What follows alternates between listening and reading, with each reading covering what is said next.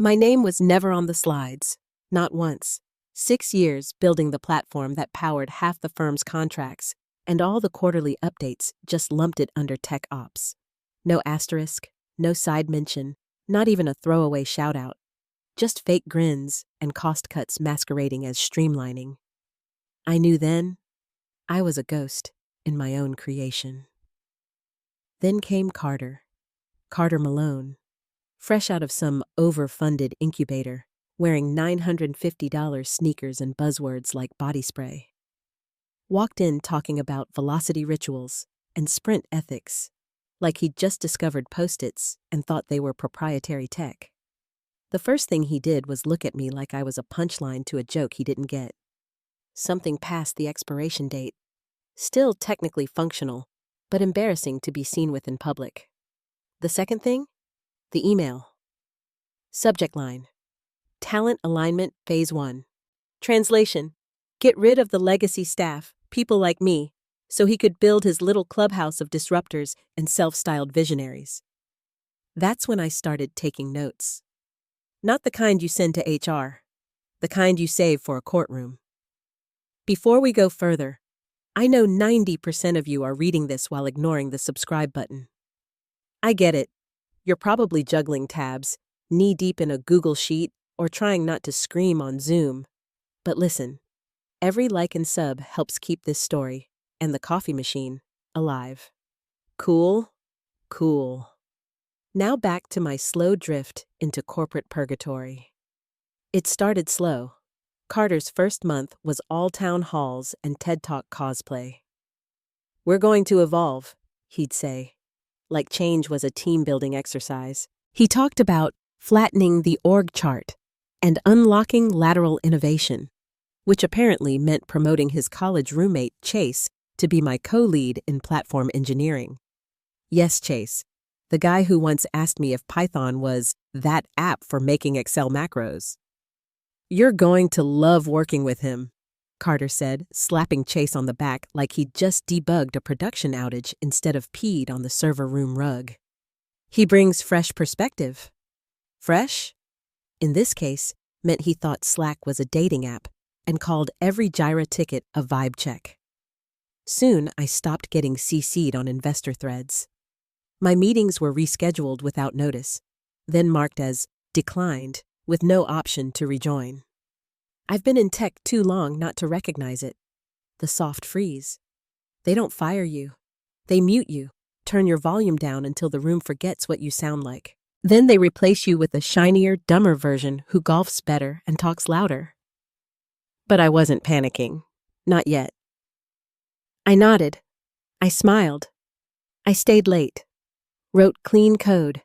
Documented every module. Filed quiet updates on our open patents. My initials were everywhere. Every commit, every integration, every live push. They thought I was burning through the last fumes of motivation. But I was building a paper trail. There's a kind of power in being ignored. You hear things, like Carter talking to the general counsel over drinks, saying he wanted a bold leadership shift before the next quarterly call. Something symbolic, he said. Let's retire the old guard with some flair. Spoiler, I was the flair. So I started visiting legal. Not all at once. Just small things. Hey, quick one. Could you dig up my original employment agreement?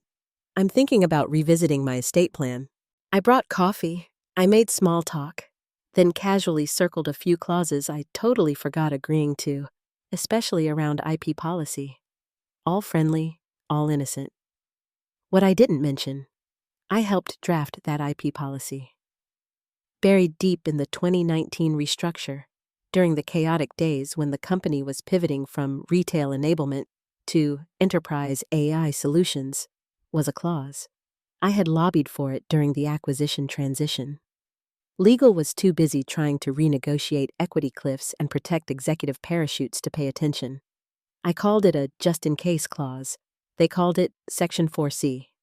Just like that, while Carter was planning his symbolic firing, I was lighting the fuse. The announcement came on a Thursday, right after his culture reset breakfast. which was just grocery store bagels and filtered coffee in compostable cups. Carter rolled up his sleeves like he was about to demo code he never had, stood in front of the entire division, and smiled like he was selling a TEDx ticket. "We're infusing new energy into platform leadership," he beamed, flanked by Chase, who was wearing a hoodie that still had the tags on it. "This is a pivotal step for cross-functional momentum." Then came the kicker. "Meet your new co-director of engineering strategy, Josh," he said, motioning to the guy who once asked me if SQL was like Google Sheets but nerdier.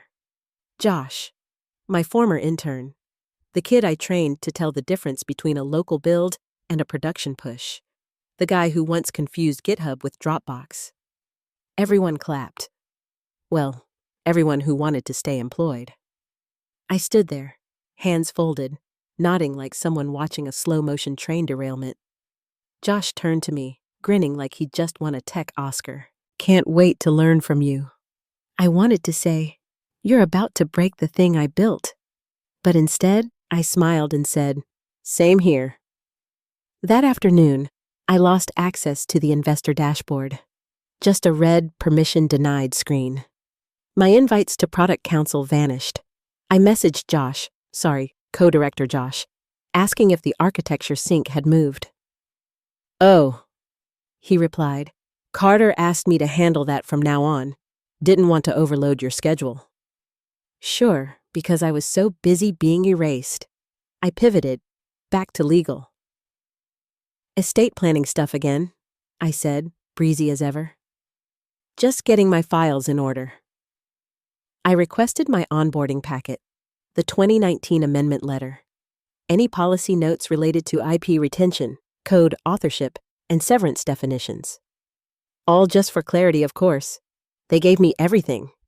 Why wouldn't they? No one thought I was a threat. That was Carter's first mistake.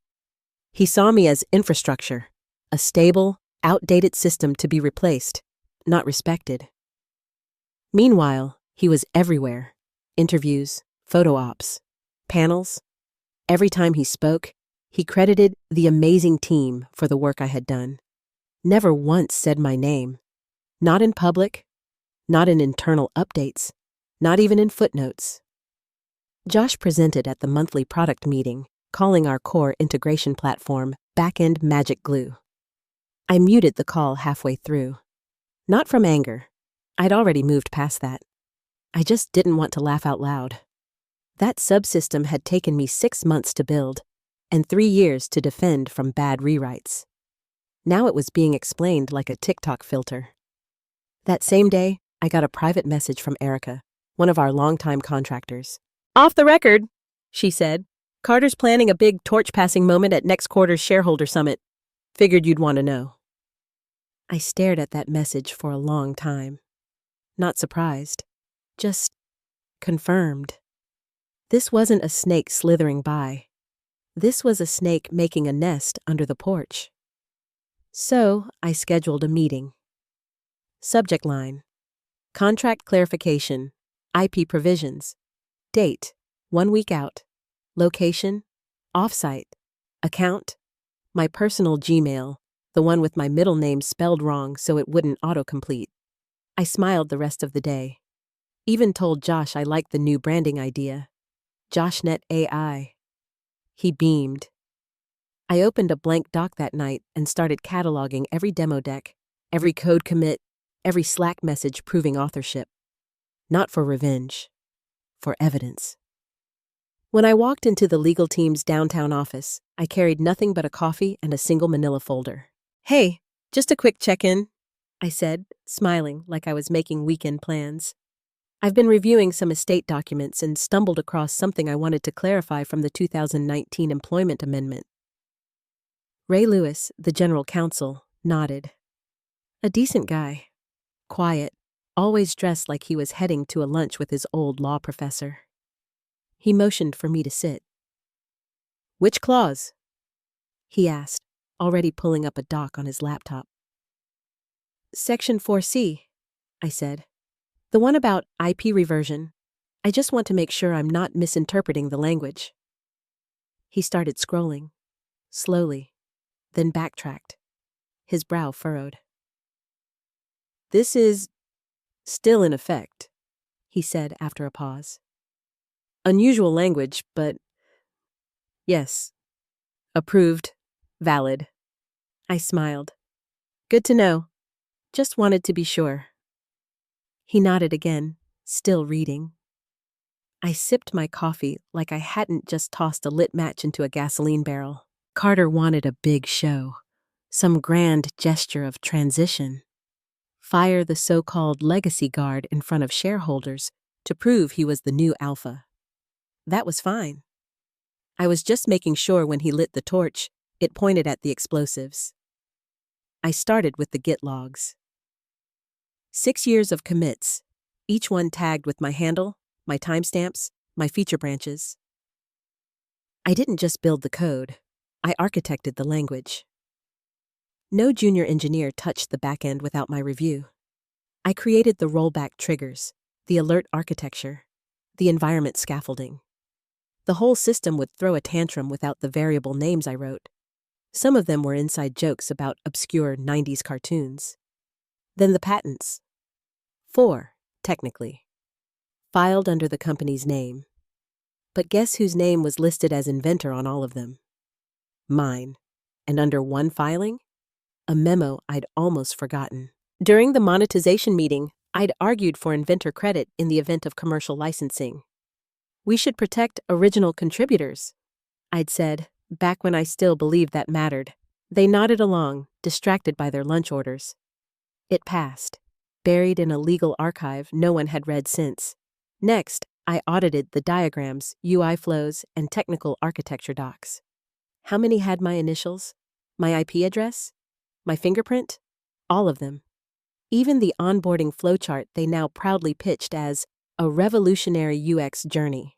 I'd rewritten that after a new engineer broke down crying on day 2 because no one explained what a sandbox environment was. I checked Confluence. The doc history was a blood trail. Every performance tuning guide, every architecture update, every do not modify without approval note, my name, my edits, my logic. They wanted a clean story. Young leadership streamlines, bloated engineering division. But there was no rewriting the facts. This platform had my DNA in every cell. Then came Section 4C. I printed it, highlighted every word, annotated it with sticky notes in 3 colors. Upon termination without cause, all intellectual property authored or materially contributed to by the employee shall revert to said employee, including, but not limited to source code, technical diagrams, design schematics, and related documentation. Legal napalm, and no one had noticed. I backed up every log, every Slack conversation, every edit trail, every email where I corrected architecture mistakes while the exec team was on a strategy retreat, drinking craft cocktails and discussing crypto. And then I got a little petty. I downloaded the original onboarding diagram, the one they now called a breakthrough in user flow, and quietly added a soft watermark in gray. Originally authored by E. Harper, Aug 2018. I uploaded it back to the shared folder. No one said anything, but I know someone saw it. Meanwhile, Carter was prepping his big stage moment, the Vision Summit, promo video, buzzwords, confetti in the invite email. He didn't even list me in the agenda. Perfect. The night before the summit, I sat in my kitchen reading Section 4C like scripture. Not because I didn't know it by heart, I did, but because it calmed me, like running fingers over a scar to remember you survived. The clause was the matchstick. My folder, the evidence, the receipts, the timelines, was the kerosene. At 1:07 a.m., I drafted the email. To myself. CC. Legal. BCC. Elena Russo. The company's first angel investor. The one who once told me, "You're the only reason I didn't pull funding in 2020. Subject, Section 4C, as discussed. Body, per our prior conversation regarding IP and involuntary termination, please reference Contract Appendix, page 13, clause highlighted. I didn't hit send yet. I waited. Not for courage. I wasn't afraid anymore, but for timing. In the morning, Carter posted his favorite kind of company-wide video. Drone shots. Piano music. The phrase, "Next era begins today," plastered over slow-mo footage of glass walls and overpaid smiles. He ended it with that smug wink he always used when he thought he was being charming. Tyler reposted it with fire emojis. My old team said nothing. I sent the email. Fuse, officially lit. Then I practiced. In the mirror. Only 2 lines. 2 sentences that would land harder than any rant ever could. Line 1. Before I go, may I ask legal to read Section 4C of my agreement into the record? Line 2. No, it's absolute. I practiced the breath between them. The silence. The pause that would sting worse than a scream. The morning of the summit, I arrived 10 minutes early. The ballroom smelled like cold brew, fear, and expensive cologne. The shareholders were already sipping mimosas, half listening to an intern explain where the bathrooms were. Carter stood at the edge of the stage, laughing too loud at a board member's joke. He caught my eye and gave a tight smile, like a guy who just polished the guillotine blade and didn't know he was next. Behind him, the giant LED screen flickered softly. Slides scrolling with words like elevate, disrupt, reimagine. Then the lights dimmed. The vision video rolled. My platform, my code base, my architecture diagrams, flashing across the screen like a demo reel for someone else's victory lap. They even used footage of Tyler pointing at one of my diagrams, nodding like a child who just found where batteries go in a remote. Then Carter stepped up to the mic. Thank you all for being here, he began, voice smooth as a PR memo. Today isn't just a shareholder update. It's a new chapter, a bold one, agile, optimized. He paused for effect. And with every new chapter, some pages must be turned. Then he looked at me. We are announcing the retirement of one of our longest-serving engineering leaders, Elena Harper. Her impact has been foundational. We thank her as we embrace the next generation of talent. Cue applause, polite, confused, a few whoops from interns who didn't know better. I didn't blink. Carter gestured toward me like he was presenting a cake. Elena, would you like to say a few words? I stood slowly. No smile, no shaking hands. I took the mic. Carter let go of it a little too fast. Before I go, I said clearly, may I ask legal to read Section 4C of my employment agreement into the record? The room shifted. A few people murmured. Someone near the front actually choked on their mimosa. Carter chuckled nervously. I think this is a celebration, Elena, not... I believe it's important for clarity, I said, still calm. It's only a paragraph.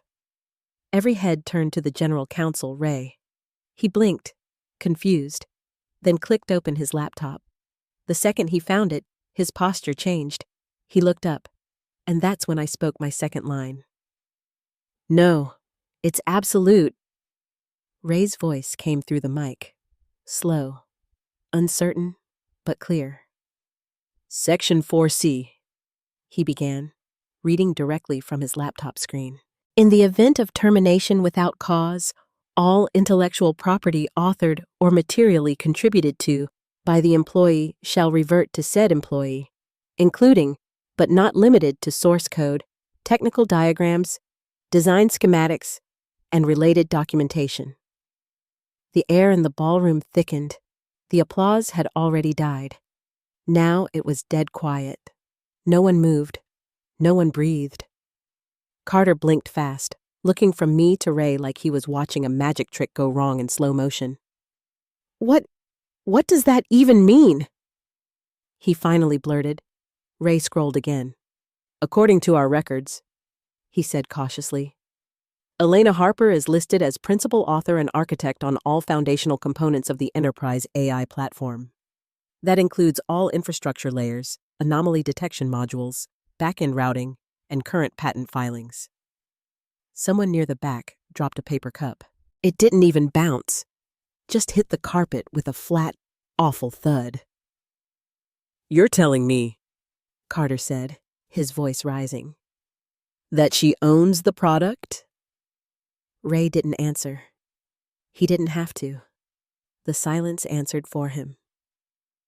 I sat back down, calm. My hands folded in my lap like I'd just finished reading a poem. Meanwhile, Ray was still clicking through documents on his screen, face pale and posture tense, like someone trying to disarm a live grenade with a pair of chopsticks. Carter sputtered. "She's part of the team. This is a team effort. This isn't just her." Ray shook his head. "The clause refers to authorship, not teamwork. Her name is on every original code submission, every patent note, every schematic dated prior to the reorg. It's not about feelings. It's about documentation." And then it happened. Behind Carter, the LED screen glitched. Just for a second. Barely noticeable. But the main screen, the one showing the Next Era AI dashboard, flickered. One of the junior engineers near the stage leaned forward. "Is that live?" Ray asked, eyes narrowing. Victor, our CTO, sitting in the front row with his arms crossed, snapped upright. His phone was already out, fingers flying. He was sweating. "Okay, folks," Carter said, fake laughing into the mic.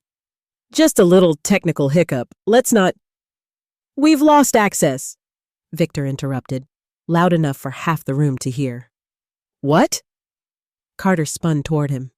Victor didn't even look up. "She revoked the platform tokens." "What?" "She had root access," Victor said. "The system's unresponsive. Core repositories are gone."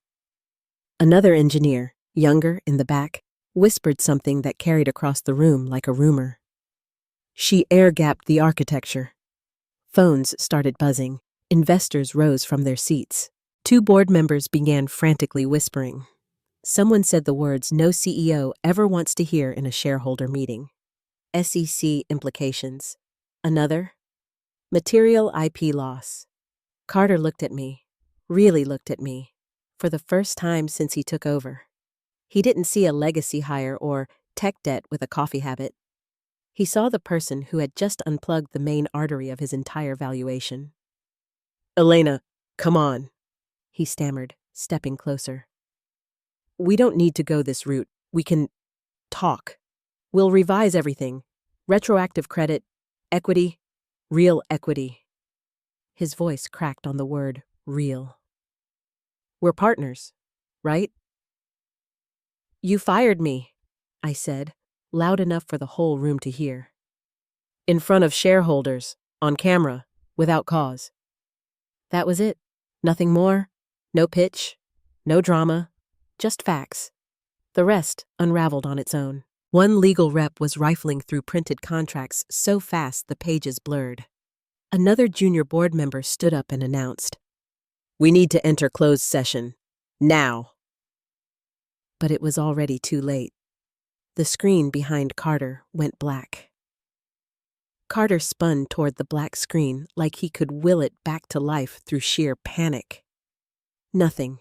No slides, no graphs, no branding. Just empty, humming silence. I stood up, not to speak, not for drama, just to leave. He looked at me again, wild-eyed. "Elena, wait. Whatever this is, we can fix it." He stepped forward, arm outstretched, like he thought he could pull back time with a handshake. But I was already done. "You had 6 years to fix it," I said. "You chose to erase it." He kept trying. "We'll restore your access. We'll update the filings. Put your name on everything. Hell, we'll even rename the platform after you. Harper OS. Whatever you want." He was sweating now, the perfectly curated CEO polish sliding off his face like it was melting under studio lights. "You think I want my name on it now?" I said quietly. He didn't answer. Around him, the room was collapsing into a legal triage scene. Investors were pacing with phones pressed to ears. Legal advisors were huddled near the exit like emergency responders. Engineers were frantically texting under the table. Then Victor, pale and damp with panic, turned to face Carter. "She rerouted the architecture," he said. "What?" "She didn't just unplug it. She restructured it, moved root credentials under her contributor profile. We can't access the pipeline. We don't have anything." It was like watching a balloon deflate. The air was leaving Carter's chest faster than he could fake confidence. The whisper spread from table to table like a virus. "She owns the whole damn thing." There was no platform. There was no product roadmap. No IPO? All that buzz? All that value? It had rested on me, and I had just taken it with me. I didn't need applause. I didn't need revenge. I needed the record to show, out loud, on paper, that I was never the ghost in the machine. I was the machine. Ray was still sitting like a man who'd accidentally discovered a live wire. He closed his laptop with 2 hands, slowly, as if afraid it might explode. I turned and walked up the aisle. No one stopped me. No one followed. They were too busy trying to tape the company back together with PR statements and Slack pings. Outside, the sun lit the lobby like a lie. Bright, clean, meaningless. The digital display behind the reception desk still flashed the meeting title in cheerful font: Q3 Shareholder Vision Summit, Building Tomorrow Together.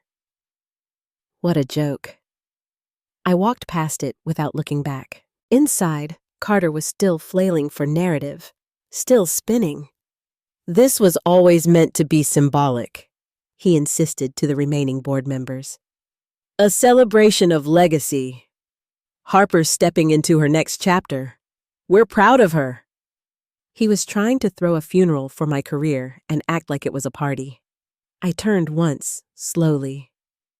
"No," I said, loud enough to cut through the buzz, the excuses, the denial. "It's absolute." Then I pushed through the glass doors and stepped into the city morning. Nobody stopped me. Nobody could. Behind me, an entire tech valuation crumbled, line by line, clause by clause. I walked across the stone plaza, my heels tapping like a countdown. Each step felt heavier than the last, not from regret, but from gravity. The kind of gravity that only arrives after you pull the final thread and let the whole thing unravel behind you. Inside that hotel ballroom, they were trying to salvage a ship with no keel, trying to resuscitate a company that had just realized its flagship product was gone, legally, structurally, fundamentally. The platform was mine, not metaphorically, not emotionally, contractually. I didn't cry. I didn't smile. It wasn't a mic drop. It was a verdict. I hailed a car. Nothing fancy, just a quiet, clean rideshare.